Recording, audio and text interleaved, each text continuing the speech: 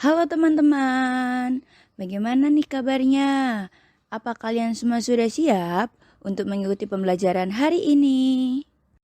Sebelum memulai pembelajaran hari ini, izinkan kami dari kelompok 1 untuk memperkenalkan diri terlebih dahulu.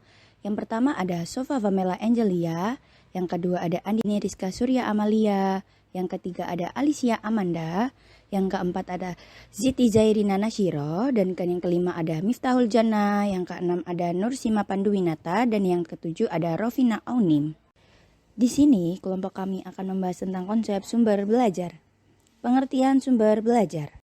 Menurut Januszewski dan Melendez dalam Arsyad 2016, istilah sumber belajar dipahami sebagai perangkat, bahan, materi, peralatan, pengaturan, dan orang di mana pembelajar dapat berinteraksi dengannya yang bertujuan untuk memfasilitasi belajar dan memperbaiki kinerja.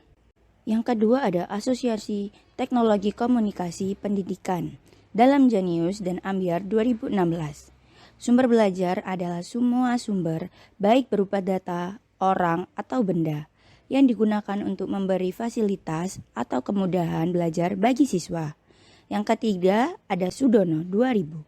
Sumber belajar adalah bahan, termasuk juga alat permainan untuk memberikan informasi juga berbagai keterampilan kepada murid maupun guru, antara lain buku referensi, buku cerita, gambar-gambar, narasumber, benda, atau hasil-hasil.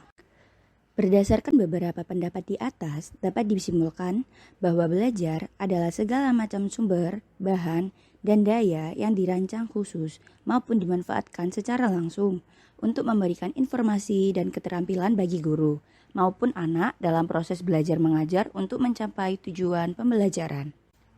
Pada pembelajaran anak usia dini, semua sumber dan bahan yang ada di sekitar lingkungan anak dapat dijadikan sumber belajar. Misalnya taman bunga di belakang sekolah, atau kebun binatang, supermarket, kolam ikan, dan lain-lain. Selain itu, hal-hal yang dekat secara emosional dengan anak seperti hobi, hal yang disukai anak seperti film, dan lain-lain. Juga dapat dijadikan sumber belajar yang dikembangkan melalui tema-tema pembelajaran. Pengembangan sumber belajar yang bervariasi tentu tidak terlepas dari kreativitas guru dalam mengembangkan dan mengemas sumber pembelajaran tersebut. Menurut Jalinus dan Ambiar 2016, ada 5 fungsi dan manfaat sumber AUD. Yang pertama, meningkatkan produktivitas pembelajaran. Yang kedua, memberikan pembelajaran yang sifatnya lebih individual. Yang ketiga, memberikan dasar yang lebih ilmiah terhadap pembelajaran. Yang keempat, memungkinkan belajar secara seketika.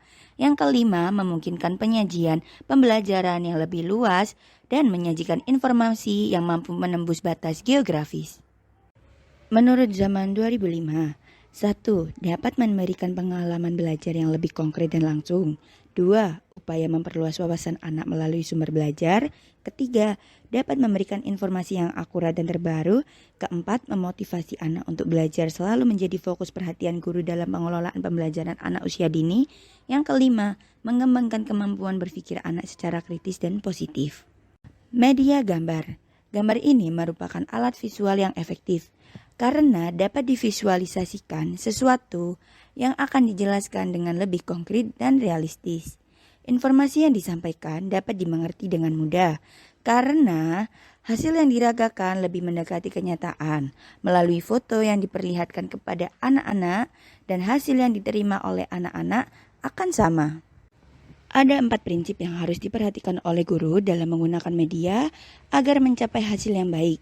Adapun prinsip-prinsipnya antara lain: 1. Menentukan jenis media dengan tepat.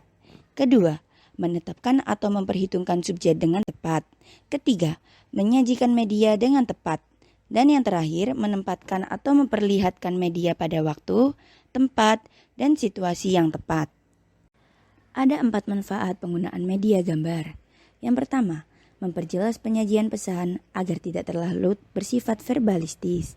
Yang kedua, mengatasi keterbatasan ruang, waktu, dan daya indera.